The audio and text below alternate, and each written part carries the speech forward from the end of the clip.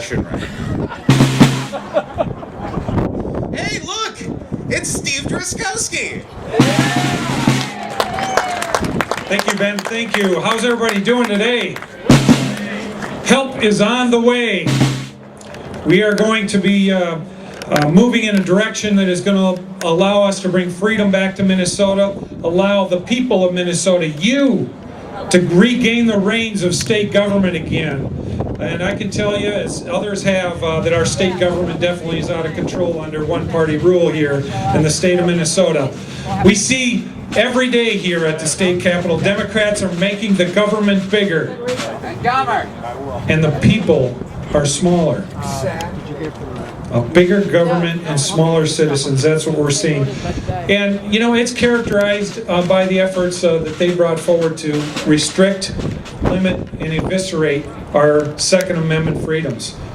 That amendment that underpins all of the rest of of the Constitution. They have come with a pile of them last year, and thank many of you for coming out. And I see Andrew Rothman down here. Thank you for your leadership, Andrew. Give Andrew a hand.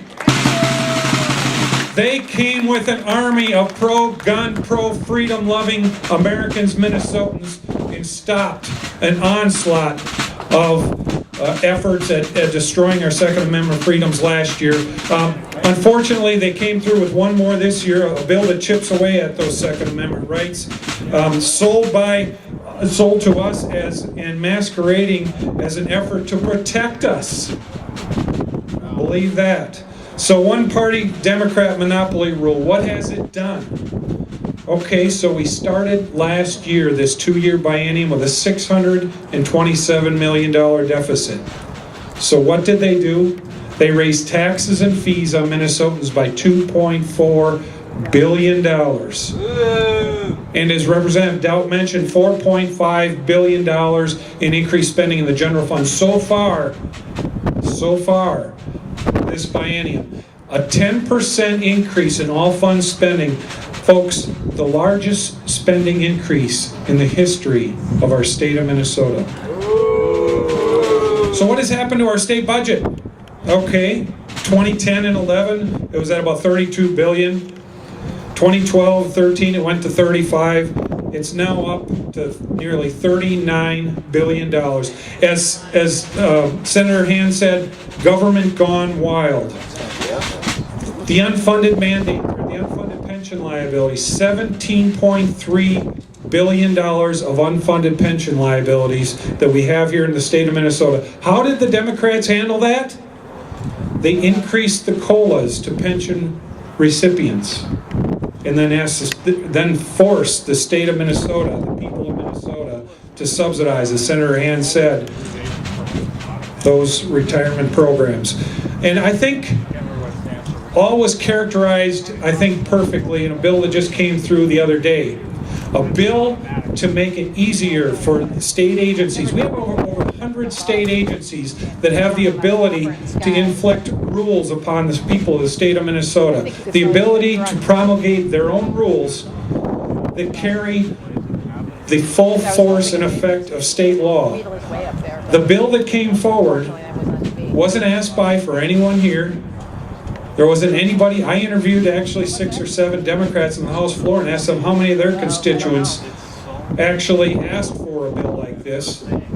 A bill that makes it more difficult for the people of Minnesota to get involved in that rules process and make it easier and streamlined for the government to more quickly put forward rules carrying the full force and effect of law so that they can more quickly and easily do things to us. That is characteristic of what we are seeing in the Democrat majority here.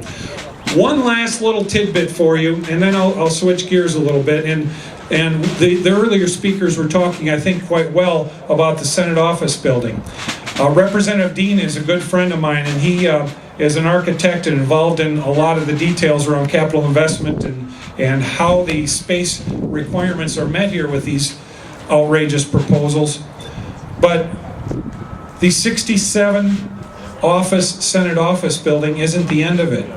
Remember, the senators right now have offices in the bottom of the state office building. There's like 23 offices there, and the rest of them are housed up here in the Capitol.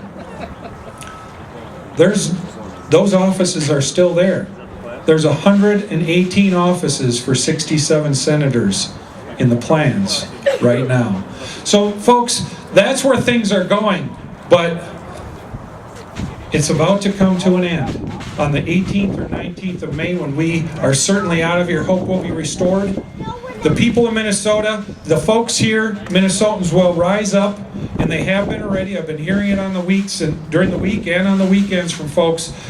They're ready to take their government back. A government that actually brings government to yield instead of asking the people to yield. And that's where we need to go, folks. We need your help in November. We need your help getting there.